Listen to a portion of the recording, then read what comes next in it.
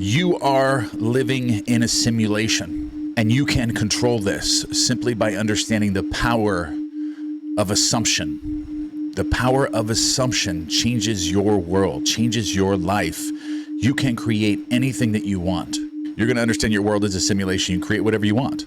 Oh my gosh, things are just absolutely amazing when you learn how to control the inner world and know that you're living in a simulation. You can manifest whatever you want. All right, so let's go ahead and jump into this. This is Chapter 3, the power of assumption. So man's chief delusion is his conviction that there are causes other than his own state of consciousness. And this is the mirage of mankind. People blame the simulation for why their life is the way that it is. Once you turn within and learn to focus the direction of your attention and your present moment awareness, you can manipulate and bend reality to your will. All right. So all that befalls a person, or it's a man, but I'm going to change some of the wording here. All that befalls a person, all that is done by this person, all that comes from that person happens as a result of their state of consciousness. Everything is within you. The world is you pushed out, and whatever you consent to being true is the reason why your simulation is as it is. A man's consciousness is all that he thinks and desires and loves, all that he believes is true and consents to. That is why a change of consciousness is necessary before you can change your outer world. Rain falls as a result of a change in the temperature in the higher regions of the atmosphere. So in like manner, a change of circumstance happens as a result of a change in your state of consciousness. Be ye transformed by the renewing of your mind, stated in the Bible. The Bible is just screaming this stuff at us. Romans 12:2. To be transformed, the whole basis of your thoughts must change. But your thoughts cannot change unless you have new ideas, for you think from your ideas. All transformation begins with an intense, burning desire to be transformed. And usually this happens when you start using your visualization skills. This is when the burning desire comes and you get whatever you desire, because that's the first element. You must know what you want and intend to succeed. Okay, so the first step is the renewing of the mind, and that is desire. You must want to be different and intend to be different before you can begin to change yourself, because you must want to be different. You must want to be better. You must desire to live a great life and to have great relationships, to have great things in your life, to have a purpose in life, to where you're doing something that you have real purpose. There's no better feeling in the world than that. And you must intend to want to create this for yourself in order to have the desire to change, or to be able to change yourself. You have to have that desire first. Then you must make your future dream a present fact. You do this by assuming the feeling of your wish fulfilled, by desiring to be other than who you are right now. You can create an ideal of the person you want to be and assume that you are already that person. If this assumption is persisted in as you're going to sleep at night. See, he didn't say that here, but this is something that I've experienced, okay? And I'm going to give you the secret here. If this assumption is persisted in until you fall asleep, it will create a permanent state, and you will be attracting these things to come to you. You will be magnetic. The attainment of your ideal is inevitable. It is coming if you fall asleep. If you can't create this assumption as if it's happening to you now, and you feel that it's real to you now, and you fall asleep in that, the attainment of that desire, you getting that, is inevitable. And I've experienced it thousands of times. The ideal you hope to achieve is always ready for an incarnation, but unless you offer it human parentage, it is incapable of birth unless you allow it to happen. Allow yourself to be better. Allow yourself to find your purpose. Let go. Therefore, your attitude should be one in which, having desired to express a higher state, you alone accept the task of creating this new and greater value for yourself. And in giving birth to your ideal, you must bear in mind that the methods of mental and spiritual knowledge are entirely different. This point that it is only truly understood by probably not more than one person in a million. All right, so you know a thing by looking at it from the outside, by comparing it with other things, by analyzing it and defining it, by thinking of it. Whereas you can know a thing spiritually only by becoming it, only by thinking from it. Is that when you're trying to visualize through your eyes, like trying to see, closing your eyes, but you're trying to visualize through your eyes, this can be very complex, and we're coaching people through this process. All right, so that can create a visual scene thinking of it instead of from it. When you start imagining and visualizing it from the back of your mind or from the back of your neck, inside, contained within your own mind, that's when you start thinking from it. That's when you start living in the scene and experiencing the scene, okay? So remember this right here. You know a thing by looking at it from the outside, by comparing it with other things. This is what you don't do. You don't do this stuff. Do not compare it with other things. Don't analyze it. Don't define it. Because if you do, you're thinking of it. Whereas you know a thing, you become a thing. You become it. It is you. You are being it.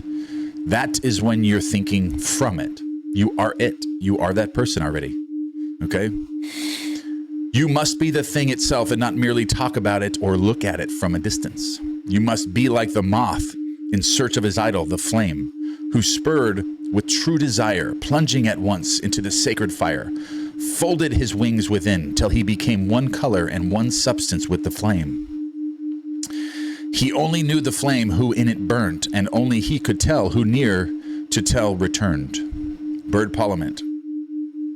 Just as the moth, in his desire to know the flame, was willing to destroy himself, so must you, in becoming a new person, be willing to die to your present self. You must be conscious of being healthy if you are to know what health is.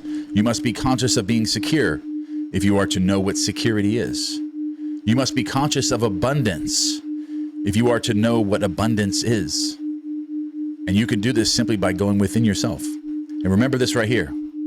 Just as the moth in his desire to know the flame was willing to destroy himself, so must you, in becoming a new person, be willing to die to your old self and incarnate and create this new version of yourself, reinvent yourself. You must die to your old self and become someone new.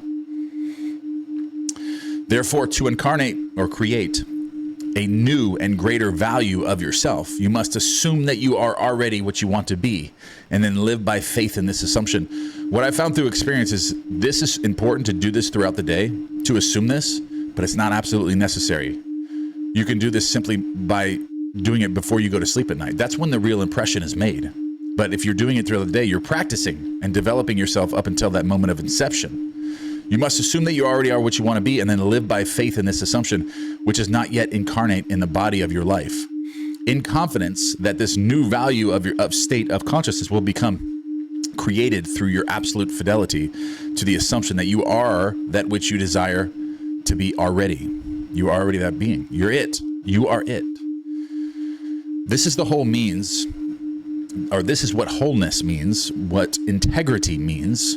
They mean submission of the whole self to the feeling of the wish fulfilled in certainty that that new state of consciousness is the renewing of the mind which transforms. The renewing of the mind which transforms, like it said in the Bible. Be ye transformed by the renewing of your mind.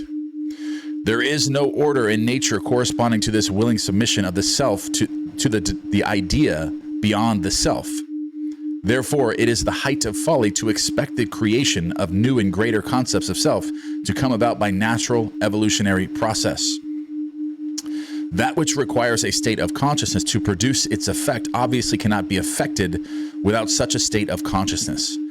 And in your ability to assume the feeling of a greater self, to assume a new concept of yourself, you possess what the rest of nature does not possess: imagination, the instrument by which you create your world.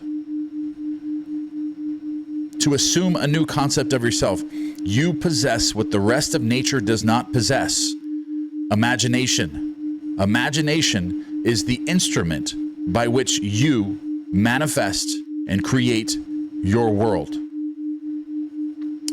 Your imagination is the instrument, the means whereby your redemption from slavery, sickness, and poverty is effected. If you refuse to assume the responsibility of the incarnation of a new and higher concept of yourself, then you reject the means, the only means, whereby your redemption, that is, the attainment of your ideal, can be effected. Imagination is the only redemptive power in the universe. However, your nature is such that it is optional to you whether you remain in your present concept of yourself, a hungry being longing for freedom, health, and security, and abundance, and loving relationships, All right, so, or you can choose to become the instrument of your own redemption, become abundant, successful, imagining yourself as that which you want to be, seeing yourself in your imagination, that this is the person that you want to be now. Who's that person that you want to be? Ask yourself that question right now. Who do you want to be? Become that person right now. Fall asleep being that person, doing things that that person would be doing in your imagination. And you will satisfy your hunger and redeem yourself. And your world will transform. The simulation will change. Be strong then and brave, pure, patient, and true. The work that is yours, let no other hand do.